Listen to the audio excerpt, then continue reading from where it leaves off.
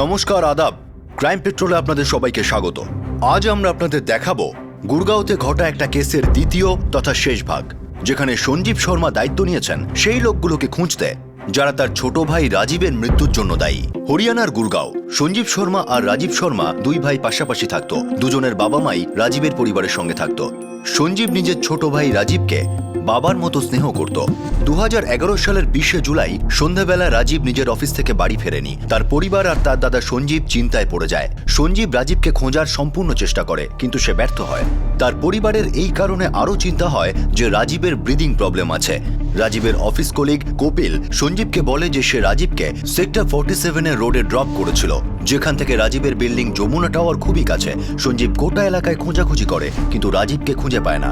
রাজীবের cellphone on থাকা সত্ত্বেও কোনো উত্তর পাওয়া যাচ্ছিল না।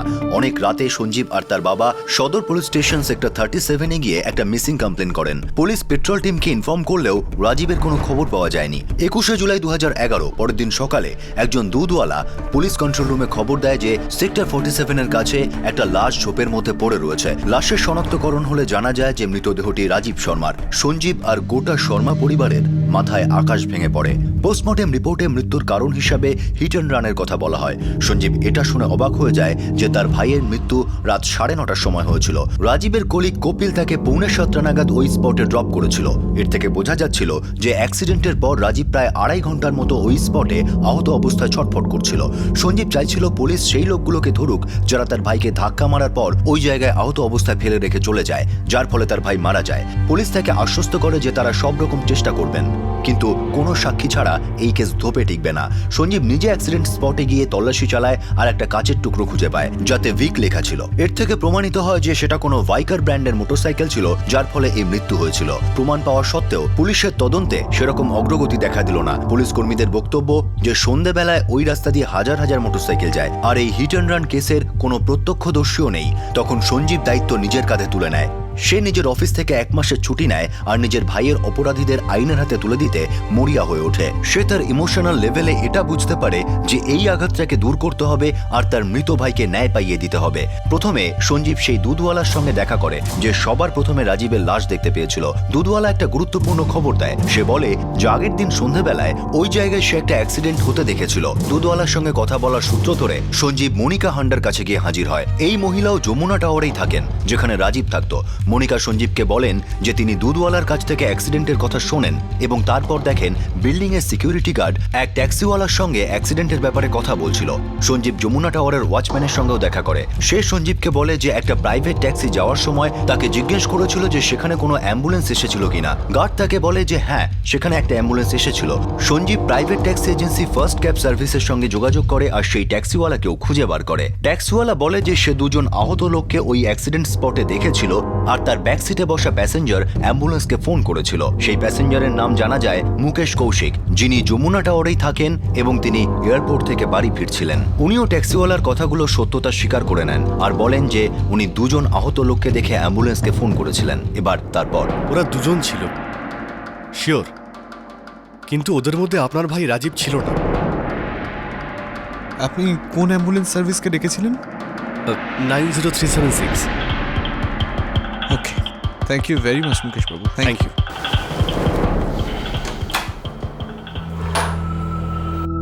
এর মানে কি? অ্যাম্বুলেন্স এসেছিল অথচ আমাদের রাজীবকে নিয়ে গেল না? বাবা, আমাদের সমস্যার গভীরে যেতে হবে। এটা একটা হিট অ্যান্ড রান কেস। ওরা রাজীবকে মরার জন্য ছেড়ে চলে গিয়েছিল, বুঝেছো? তোর কি মনে হয় সঞ্জীব, অন্য কোনো ব্যাপার হবে? জানি না বাবা, আমি কাল ওই অ্যাম্বুলেন্স সার্ভিসের সঙ্গে দেখা করব, কিন্তু একটা কথা তো নিশ্চিত যে এমন একটা কিছু নিশ্চয়ই হয়েছিল যেটা আমাদের জানা উচিত ছিল আর যেটা আমরা জানি না।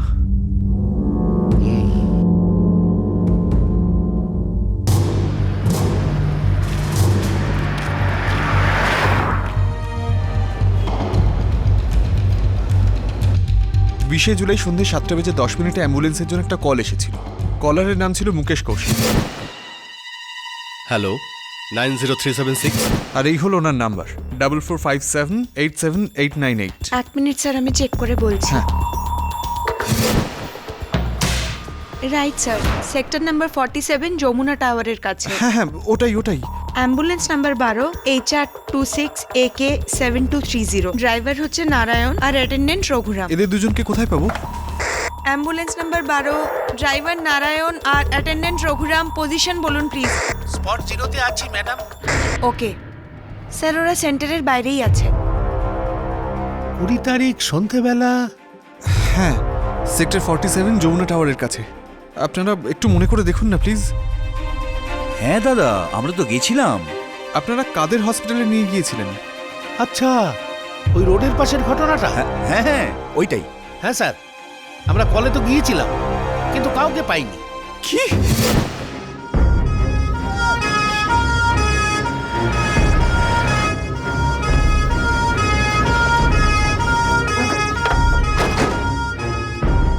আরে ভাই রঘু, হ্যাঁ এই জায়গাটাই তো দেখ, রক্ত পড়ে আছে। হ্যাঁ, তাই তো। কিন্তু পেশেন্ট কোথায় গেল? ওকে তো দেখতে পাচ্ছি না। এই গোপী, একটু দেখো তো ওই দিকটা। কেউ নিয়ে গেছে হয়তো, বা নিজেই অটো বা ট্যাক্সি করে হাসপাতালে চলে গেছে। দাদা, কাগজটা একটু বার করো তো, দেখে নি ঠিক জায়গায় আমরা এসেছি কিনা। সেক্টর 47 রোডের পাশে। হ্যাঁ, এই তো ঠিকই। যমুনা টাওয়ারের সামনে, কিন্তু কিছুই তো দেখতে পাচ্ছি না। কিছু দেখতে পেলে গোপী? চলো একটা কাজ করি দাদা, সেন্টারে একটা ইনফর্ম করে দিই। 900। হ্যাঁ চল। স্যার, আমরা খালি হাতেই ফিরে আসি। আচ্ছা, আপনারা কি আমার সঙ্গে একটু অ্যাক্সিডেন্ট স্পটে যাবেন? কিন্তু স্যার, এর জন্য আমাদের ম্যাডামের পারমিশন নিতে হবে।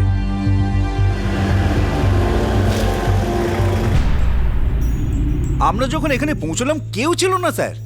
আমার ভাইয়ের লাশ এখান থেকে পাওয়া গিয়েছিল, এই এই- এই ঝোপগুলোর মধ্যে থেকে। অন্ধকার ছিল, কিছু দেখতে পাইনি, আর আমরা তো কিছু শুনিও নি। একটা কথা বলবো স্যার আপনাকে। দেখুন, আমরা রোজ অনেক রকম অ্যাক্সিডেন্ট দেখি, বছরের পর বছর দেখছি স্যার। বডি এখান থেকে ওখানে গিয়ে কি করে পড়তে পারে বলুন স্যার? কিন্তু পুলিশ তো লাশ এখান থেকেই পেয়েছিল। দেখুন, আপনি বলছেন যে মোটর সাইকেল আপনার ভাইকে ধাক্কা মেরেছে। হ্যাঁ অ্যাক্সিডেন্ট এইখানে হয়েছিল। হ্যাঁ। আর আপনি বলছেন বডি ওইখানে পেয়েছেন। হ্যাঁ, ওখান থেকে এখানের দূরত্ব প্রায় 9 মিটার হবে। অসম্ভব মনে হচ্ছে স্যার। তবে হ্যাঁ, একটা জিনিস হতে পারে যে বডিটা উড়ে গিয়ে পড়েনি, হয়তো কেউ বডিটা ওখানে নিয়ে গিয়ে ফেলেছে।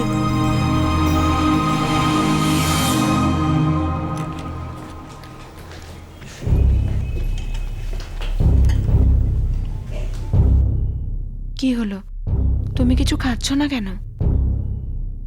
বাবা, তোর ফিলিংসটা আমি বুঝতে পারছি, কিন্তু বাবা, জীবন থাকলেই মৃত্যু আছে।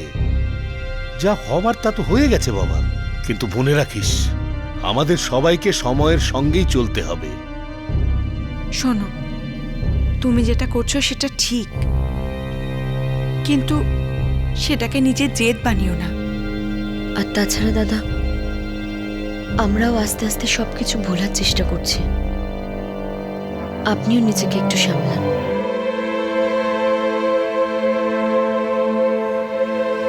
রাজীব ওখানে 2.5 ঘন্টা ধরে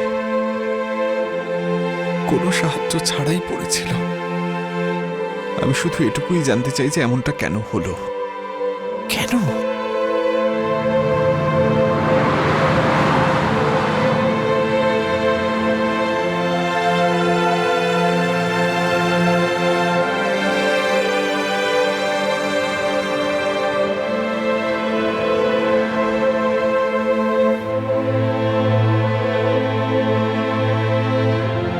আমার জন্য এটা জানা খুব জরুরি যে সেই রাতে ঠিক কি হয়েছিল। সঞ্জীবের তদন্ত এমন এক পর্যায়ে গিয়ে পৌঁছেছিল যেখানে এই কেস একটা রহস্য হয়ে উঠেছিল। অ্যাক্সিডেন্ট রোডের উপর হয়েছিল, কিন্তু লাশ পাশে ঝোপের মধ্যে পাওয়া যায়, যেটা রাস্তা থেকে প্রায় 9 মিটার দূরে ছিল। অ্যাম্বুলেন্স অবশ্যই অ্যাক্সিডেন্ট স্পটে এসে পৌঁছেছিল, কিন্তু অ্যাটেন্ডেন্ট রাজীবকে সেখানে খুঁজে পায়নি, কারণ ঝোপগুলো রাস্তা থেকে একটু দূরে ছিল। এটা বোঝা যাচ্ছিল যে অ্যাক্সিডেন্ট বাইকেই হয়েছিল, কিন্তু এটাও অবিশ্বাস্য মনে হচ্ছিল যে বাইকের ধাক্কা একটা লোককে এত দূরে নিয়ে গিয়ে ফেলতে পারে। সঞ্জীবের কাছে এখন পুলিশের সাহায্য ছাড়া এই তদন্ত শেষ করা সম্ভব ছিল না।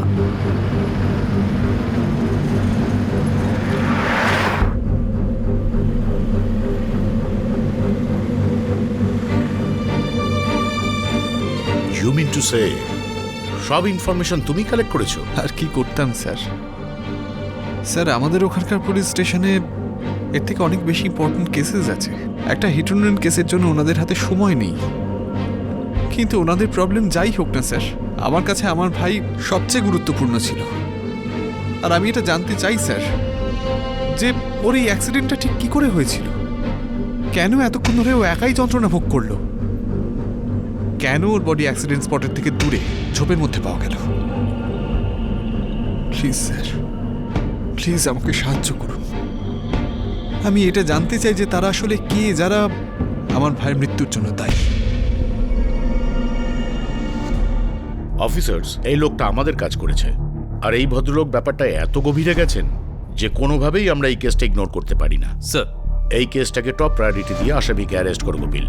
প্রথমত সঞ্জীব শর্মার জন্য, যে তার ভাইয়ের মৃত্যুর সুবিচার চায়। দ্বিতীয়ত আমাদের ডিপার্টমেন্টের জন্য। এই ভদ্রলোক প্রুফ করে দিয়েছেন যে গাফিলতি হয়েছে আমাদের তরফ থেকেই। আমরা ভুল করেছি, আর সেটাই আমাদের শোধরাতে হবে। স্যার,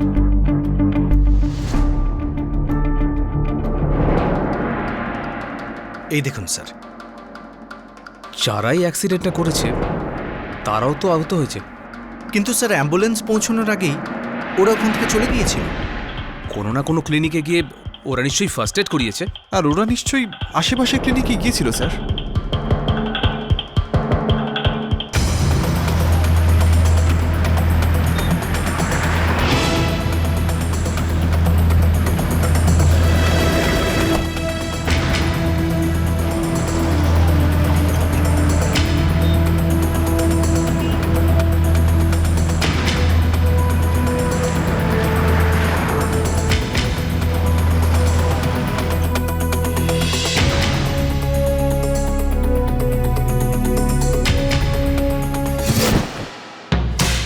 ইয়েস স্যার, 20 তারিখ সন্ধ্যাবেলা এখানে দুজন অ্যাক্সিডেন্ট ভিকটিমকে ট্রিট করা হয়েছে। কটার সময় এসেছিল? 7:50 ডাক্তারকে বলুন পুলিশ ওনার সঙ্গে দেখা করতে চায়। একটা ছেলের হাতে আর মাথায় ইনজুরি হয়েছিল, আর দ্বিতীয় ছেলেটার পায়ে, হাতে আর মাথায়ও ইনজুরিজ হয়েছিল। ওদের 23 কি 24 বছর বয়স হবে।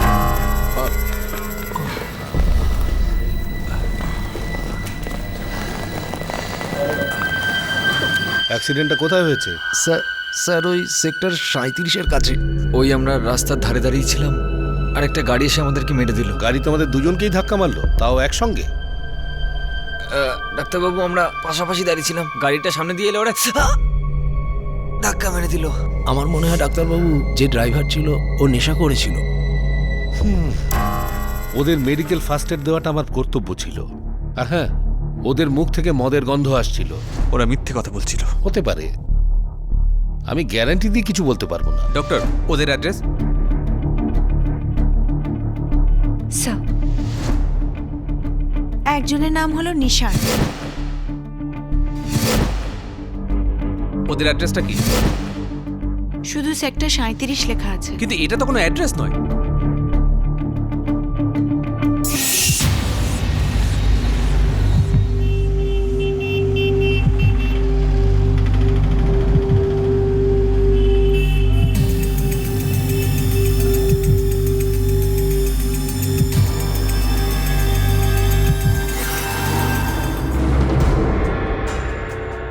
স্যার, সেক্টর 37 থেকে কিছু পাওয়া যায়নি। এটাই তো স্বাভাবিক। ওরা ইচ্ছে করে ভুল অ্যাড্রেস লিখিয়েছে। ওরা নিজেদের বাঁচানোর চেষ্টা করছে। কিন্তু স্যার, ক্লিনিকের রিসেপশনিস্ট আর ডাক্তার দুজনেই তো ওদের দেখেছে না? হ্যাঁ মিস্টার শর্মা, কিন্তু এটা 17 দিন আগের কথা। ওদের ঘটনাটা মনে আছে, কিন্তু চেহারাগুলো মনে রাখা খুব মুশকিল।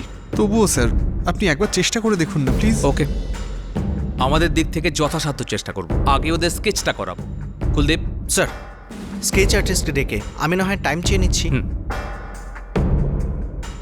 সঞ্জীব বাবু, ভাইকে খুব ভালোবাসতেন না? আমরা দুজন বন্ধুর মতন বড় হয়েছিলাম স্যার। ও বড় তো হয়েছিল, কিন্তু আমার কাছে ছোট ছিল আর ছোটই থাকবে। হি ওয়াজ অনলি 34। এটা তো কোনো মারা যাওয়ার বয়স নয়।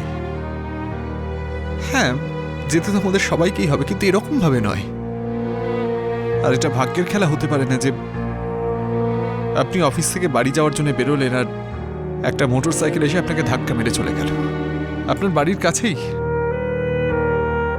আর তারপরে আপনি 2.5 ঘন্টা ধরে কোনো সাহায্য না পেয়ে ছটফট করতে করতে মারা গেলেন। অ্যাক্সিডেন্ট হলে বাইকটা ড্যামেজ তো হয়েছেই। আপনি বাইকের হেডলাইটের কাঁচের টুকরোটা পেয়েছেন না? হ্যাঁ স্যার, ভাইকা ব্র্যান্ড। বাইকের হেডলাইট ভেঙেছে যখন, মেকানিকের কাছে নিশ্চয়ই গেছে। এই কেসটায় নতুন একটা প্রাণ, নতুন একটা এনার্জি এসেছিল। পুলিশ এবার খুব দ্রুত রাজীব শর্মার খুনিদের দিকে এগিয়ে চলেছিল। সম্পূর্ণ সম্ভাবনা ছিল যে এই অ্যাক্সিডেন্টে ইনভলভ বাইক রিপেয়ারে গেছে, আর এই বাইক রিপেয়ারিং এর দোকান থেকে পুলিশ পেতে চলেছিল কিছু দরকারি তথ্য আর প্রমাণ।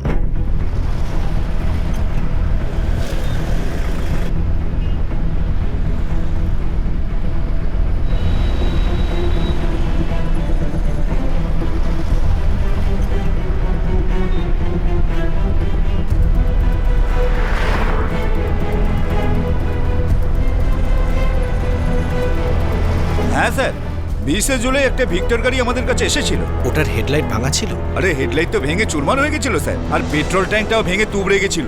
বাইকটার তো অবস্থা খারাপ হয়ে গেছিল স্যার, মনে হচ্ছিল একটা ভয়ঙ্কর অ্যাক্সিডেন্ট হয়েছিল স্যার। আরে রে রে রে, এটার তো অবস্থা একদম খারাপ হয়ে গেছে। এটাকে তো আইসিইউতে পাঠাতে হবে, পুরোপুরি খুলতে হবে বাইকটা। আর এতে কত খরচা হবে? আরে খরচা হেডলাইটের জন্য প্রায় 2,500। এই ট্যাঙ্কটা একদম তুবড়ে গেছে প্রায় 5-5,500। দেখুন মনে হচ্ছে পুরো 8-8.5 হয়ে যাবে।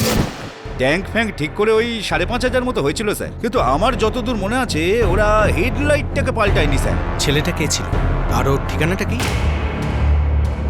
হ্যাঁ এই তো স্যার, সমীর মহাজন, 12/132, শান্তিনগর, সেক্টর 39।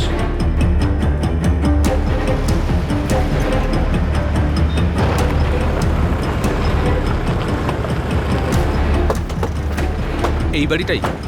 হ্যাঁ স্যার, এটাই। হেডলাইট এখনো ঠিক করায়নি। কাম।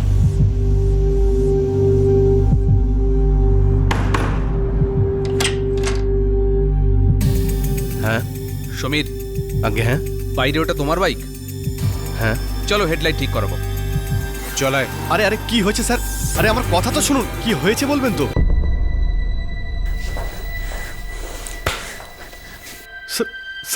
স্যার আমি সত্যি কিছু জানি না। আপনারা কোন অ্যাক্সিডেন্টের কথা বলছেন? বাইকের সঙ্গে WWF কুস্তি লড়ছিলিস যাতে ট্যাঙ্ক হেডলাইট ড্যামেজ হয়ে গেছে। ট্যাঙ্ক তো রিপেয়ার করেছিস, হেডলাইট করিসনি কেন? স্যার বাইকটা তো আমার এক বন্ধু নিয়ে গিয়েছিল। ও বলেছিল বাইকটা স্কিড করে গেছে আর হেডলাইটটা ভেঙে গেছে। কবে স্কিড হয়েছে? স্যার 20 জুলাই। বন্ধুর নাম? নিশান্ত অরোরা।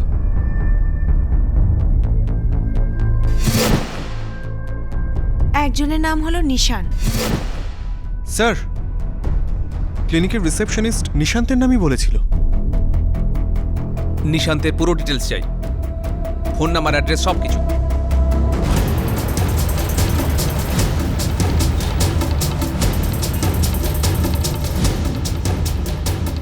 মিশনের ফোনটা এখনো সুইচ অফ। নাম্বারটাকে ট্র্যাকিংয়ে ফেলো। Yes sir.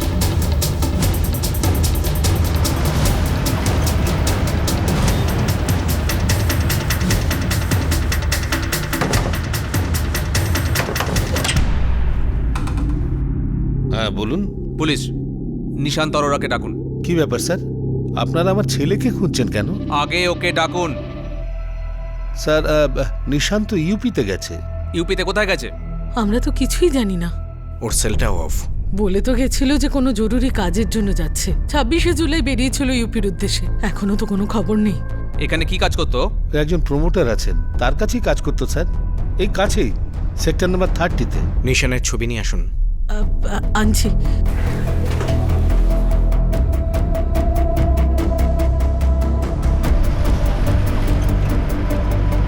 ইউপির সমস্ত পুলিশ স্টেশন ফ্যাক্স করে দাও, আর প্রমোটারের সঙ্গে কথা বলে দেখি যদিও কিছু বলতে পারে। Yes sir.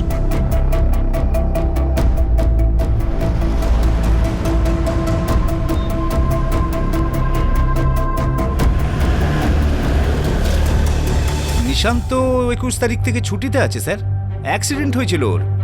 ওর সঙ্গে কন্ট্যাক্ট হয়েছে? কোনো খবর পেয়েছেন? না স্যার, ওর কোনো খবরই পাইনি। ওর মা বাবা বলেছে ও ইউপি গেছে। ইউপিতে কোথায় যেতে পারে? কোনো আইডিয়া নেই স্যার। এখানেও অনেক কাস্টমারের সাথে কথা বলেছিল, কিন্তু সবার কাজ না শেষ করেও চলে গেছে। ওর সেলফোনটাও সুইচ অফ আছে। স্যার সেল লোকেশন গুড়গাঁও দেখাচ্ছে, তার মানে সেলটা এখানেই কোথাও রেখে গেছে। গুড়গাঁওয়ের সমস্ত সোর্সকে কাজে লাগিয়ে দাও সবাইকে, আর বলো যে সঙ্গে আরো 2 জন আছে। এর মধ্যে একজনকে পাওয়া গেলেও নিশান্তের কাছে পৌঁছে যাব। স্যার, সঞ্জীব বাবু, ওরা যেখানেই থাকুক খুঁজে বার করবই। সঞ্জীব বাবু, একটা কথা বলার ছিল। দেখুন, আমি যদি আপনার জায়গায় থাকতাম তাহলে তো আমি তাই করতাম যা আপনি করছেন। ওদেরকে সামনাসামনি দেখতে চাইতাম, ওদের দোষের জন্য শাস্তি হতে দেখতে চাইতাম। কিন্তু আমি আপনাকে বলছি, মনের মধ্যে প্রতিশোধ নেওয়ার কথা ভাববেন না। প্রতিশোধ নিয়ে আর কি হবে স্যার? রাজীব তো আর ফিরে আসবে না। আমি খালি ওই ছেলেগুলোকে এটাই জিজ্ঞেস করতে চাই যে ওরা আমার ভাইকে মৃত্যুর মুখে ফেলে কেন পালিয়ে গিয়েছিল, কেন ওকে সাহায্য করলো না, ব্যাস এটাই জানতে চাই।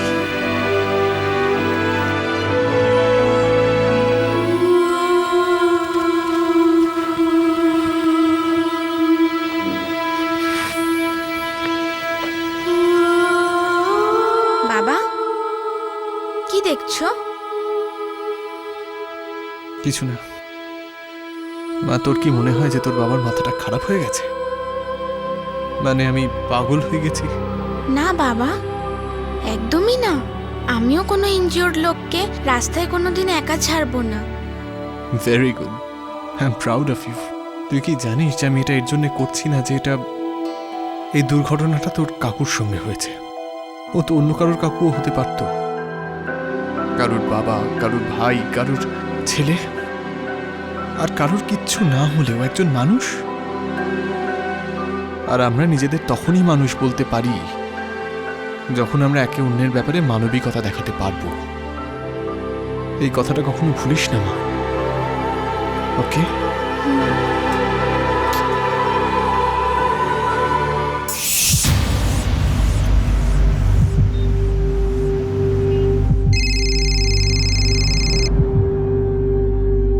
হ্যাঁ বল ইদ্রিস। হ্যাঁ স্যার, নিশান আর সুশীল গা ঢাকা দিয়েছে স্যার।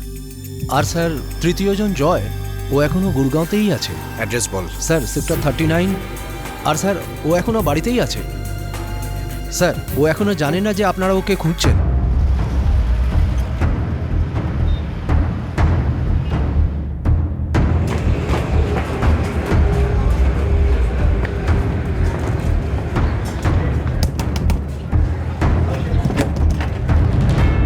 জয় বাড়িতে আছে? হ্যাঁ, কিন্তু কি ব্যাপার? ছেড়ে দিন না, ছেড়ে দিন না আমার ছেলেকে, ছেড়ে দিন, ছেড়ে দিন, আমি হাত জোড় করছি। অবশেষে অ্যাক্সিডেন্টের সঙ্গে যুক্ত একটা ছেলে পুলিশের হাতে ধরা পড়ল। এটা একটা হিট অ্যান্ড রান কেস ছিল, যেটা হয়তো অন্য কেসের মতোই ফাইলের নিচে চাপা পড়ে যেত। Welcome to Beaten World, how may I assist you? নতুন ফ্ল্যাটের জন্য একটা স্ট্যান্ড ফ্যান আর কুলার নেব। এই পচা গরম থেকে একটু স্বস্তি চাই। বাজার চলতে সব ব্র্যান্ড তো আর ভরসাযোগ্য নয়। তার জন্য তো আমাদের ফ্যান আছে, all purpose bullet table fan, ceiling fan. আমাদের সিলিং ফ্যান কিন্তু 30 মাসের ওয়ারেন্টি সহ পাওয়া যায়। আছে ফারাটা 2 বছরের ওয়ারেন্টি, 17 থেকে 20 মিটার এয়ার ফ্লো। মধ্যবিত্তের সাধ্যের মধ্যে একমাত্র ভরসাযোগ্য ব্র্যান্ড বিটেন।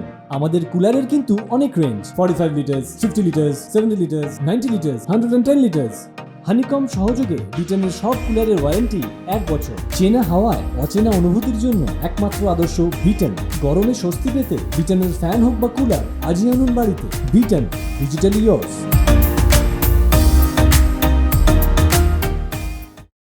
কিন্তু একজন দাদা তার ছোট ভাইয়ের খুনের তদন্ত আর তার জন্য বিচার চাইছিল, আর ফাইনালি তার জেদ সফল হলো। অবশেষে ধীরে ধীরে পুলিশ এই কেসের পরিণামের দিকে অগ্রসর হচ্ছিল। হ্যাঁ স্যার, সেদিন রাতে ওখানে ছিলাম। সুশীল আর নিশান্ত, ওরা দুজনেও ছিল। Triple seat. আর তুমি একটা রাস্তা পার হওয়া লোককে উড়িয়ে দিলে।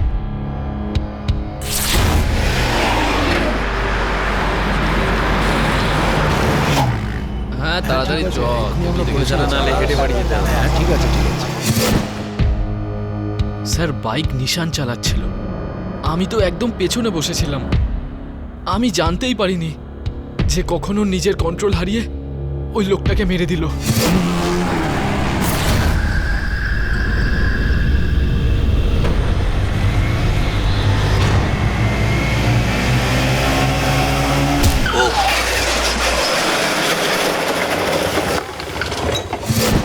স্যার আমরা খুব বাজেভাবে পড়ে যাই। আমার খুব একটা চোট লাগেনি কারণ আমি পেছনে বসেছিলাম। নিশান, সুশীল আর ওই লোকটার খুব চোট লাগে। বাইক নিয়ে তুমি পালিয়েছিলে? নিশান আমাকে বলল পালা।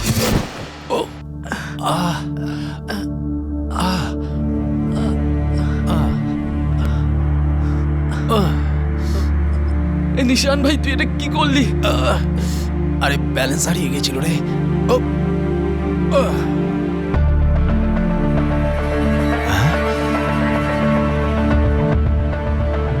জয়, তুই ঠিক আছিস তো? তুই একটা কাজ কর, তুই বাইক নিয়ে যা। কেউ বাইকের নাম্বার দেখার আগে তুই পালিয়ে যা, পালা। তুই এক্ষুনি যা, তাড়াতাড়ি।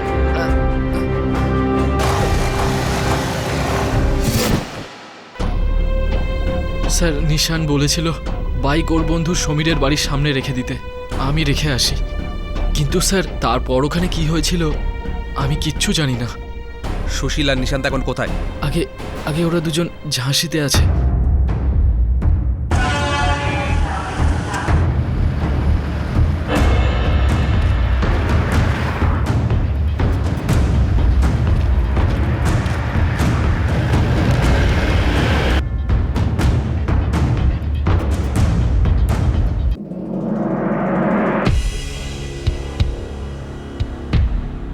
ডিটেলে বলো, ওখানে কি কি হয়েছিল? যে লোকটাকে রাস্তায় ধাক্কা মেরেছিলে সে ঝোপের মধ্যে কি করে গেল? অনেক দূরের ক্লায়েন্ট, বাস বা ট্যাক্সিতে যাবো না। ওকে একটা প্রপার্টি দেখানোর আছে, কাল সকালে তোর গাড়ি ফেরত দিয়ে দেবো। দেখ ভাই, সে ঠিক আছে, হ্যাঁ, কিন্তু রাব চালাস না। আরে প্রথমবার চালাচ্ছি নাকি, কি যে বলিস না।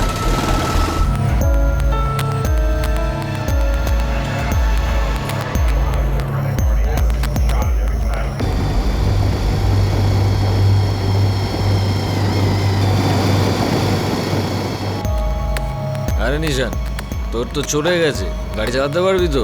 3 পেগে কারো নেশা হয় নাকি? নে গাড়িতে ওঠ। আরে ভাই একটু আস্তে চালা রে। হ্যাঁ ঠিক আছে, আসি। থ্যাঙ্কস কপিল, কাল দেখা হচ্ছে। বাই। ওকে।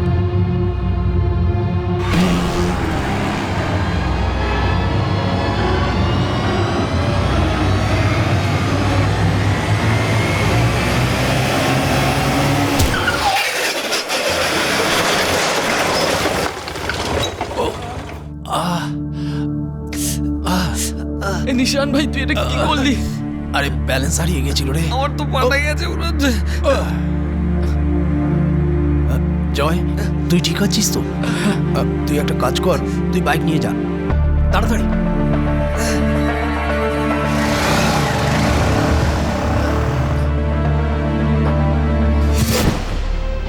স্যার আমি জেনে শুনে কিছু করিনি স্যার, মিস্টেক ছিল স্যার, অ্যাক্সিডেন্ট। অ্যাক্সিডেন্টের পরে রাজীব শর্মা বেঁচে ছিল?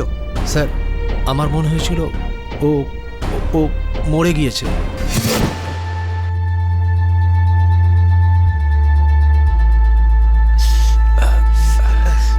ভাই এ তো মনে হচ্ছে মরে গেছে। আমি বলেছিলাম তোকে গাড়ি চালাস না, তো চড়ে গেছে। যদি আমাদের এখানে কেউ দেখে নেয় না তাহলে ফেঁসে যাব কিন্তু।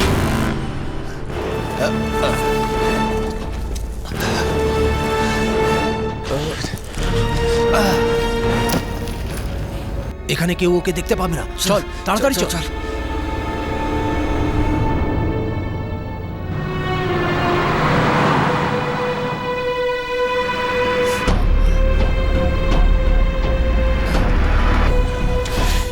কি হয়েছে ভাই? বাইকে ধাক্কা মেরেছে। আশেপাশে কোনো ক্লিনিক আছে নাকি? আমাদেরকে একটু নিয়ে চলুন না। হ্যাঁ বসো বসো বসো।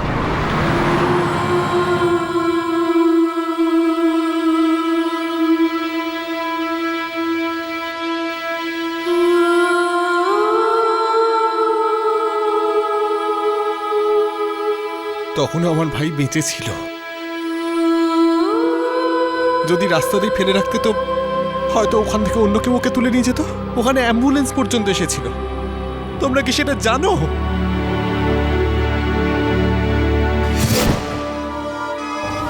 কিছু দেখতে পেলে গোপী?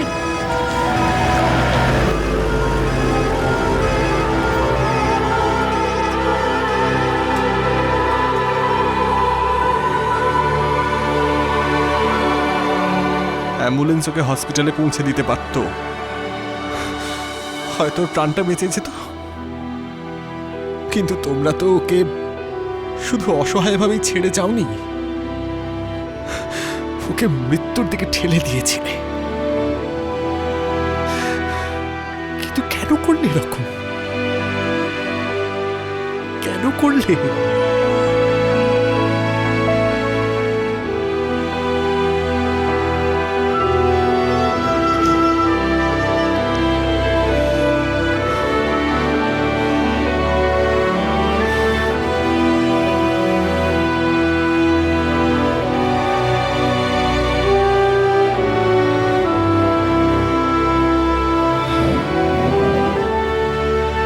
আমি কাল থেকে আবার অফিস যাব, আর রোজ সন্ধ্যাবেলা এখানে আসবো।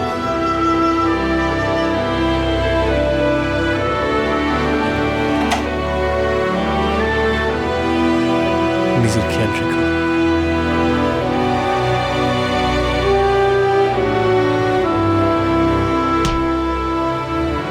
আরে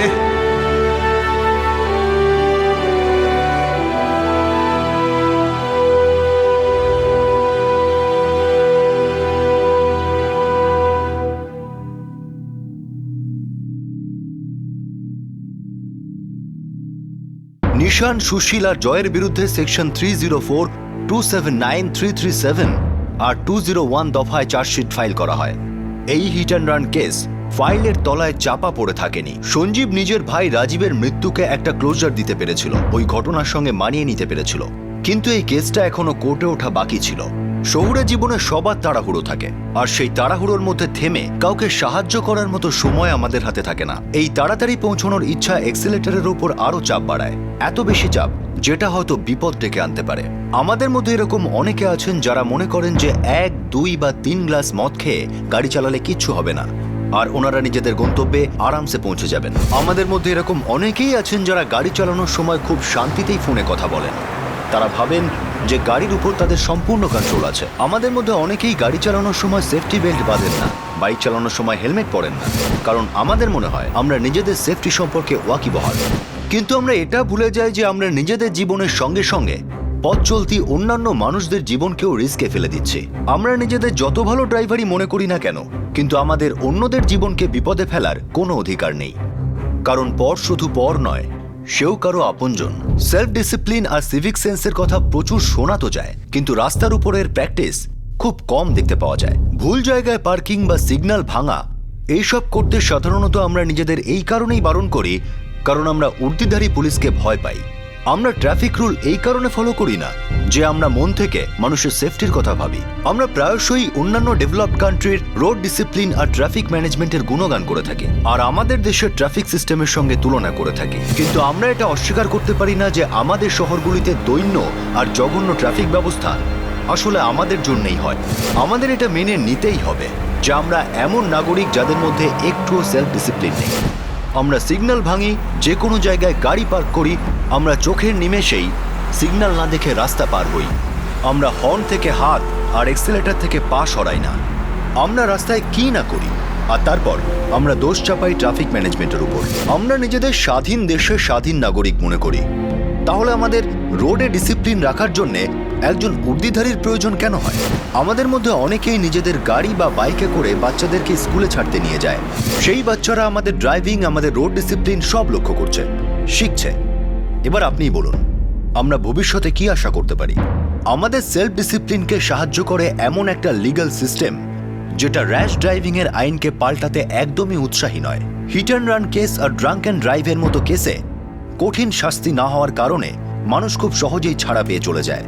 যদি ড্রাঙ্ক অ্যান্ড ড্রাইভের ফাইন গাড়ির দামের সমান হয়, তাহলে যদি মাতাল হয়ে গাড়ি চালানো ব্যক্তির লাইসেন্স আর তার গাড়ি চিরদিনের মতো বাজেয়াপ্ত করা হয়, ড্রাঙ্ক অ্যান্ড ড্রাইভকে কেন একটা নন বেলেবল অফেন্স করা যাবে না? যদি কোনো লোক নেশা করে গাড়ি চালায়, তাহলে সেটা ভিড়ের মধ্যে চোখ বন্ধ করে গুলি করার সমান। আমাদের সংবিধান প্রতিটি নাগরিককে বাঁচার অধিকার দিয়েছে, কিন্তু রাস্তায় চলা লোকেদের, আজ যারা গাড়ি চালায়, তাদের নিজেদের বাঁচানোর কোনো সুযোগ থাকে না। সে কিভাবে বুঝতে পারবে যে সামনে থেকে আসা গাড়িটা পেট্রোলে চলছে না, বরং মদের নেশার ঘরে চলছে? স্পিডিং, ড্রাঙ্ক অ্যান্ড ড্রাইভিং আর র্যাশ ড্রাইভিং, এই তিনটের ফলে যারা মারা যান সেটা ভাগ্য বা নিয়তির কোনো খেলা নয়। আমাদের আজকের কথা হয়তো দর্শকদের একটু খারাপ লেগেছে, কিন্তু এই কথাটা সবার জন্য প্রযোজ্য। যতটা আপনাদের উপর, ততটা আমাদের উপর। পাবলিক লাইফের নিয়মগুলোকে ফলো করার কোনো অপশন হয় না। রাস্তায় সেফটির রুল আমাদের আর আমাদের বাচ্চাদের সুরক্ষার জন্য, গোটা সমাজের সুরক্ষার জন্য, জীবনের কোয়ালিটিকে ভালো করার জন্য। এই বিচারের সঙ্গেই আজ আমরা বিদায় নিচ্ছি। ক্রাইম পেট্রোল দাস্তাকে আবারও আপনাদের সঙ্গে দেখা হবে অন্য একটা কেস নিয়ে।